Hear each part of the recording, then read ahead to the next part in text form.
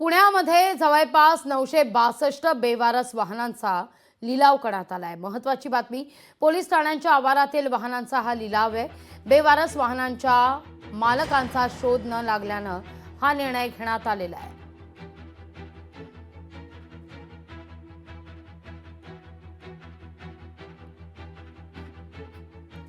अधिक माहिती घेऊया आपले प्रतिनिधी अमोल धर्माधिकारी यांच्याकडून। अमोल, काय अधिक माहिती आहे?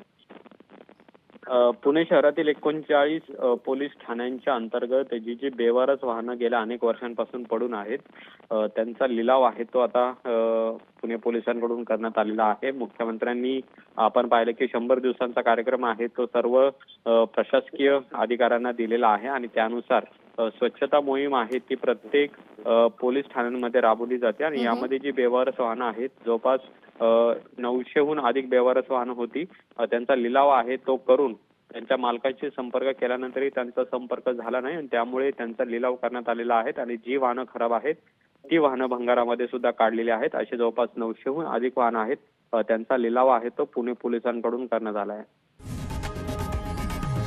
लोकशाही मराठी ऐका, पहा, जागरूक रहा।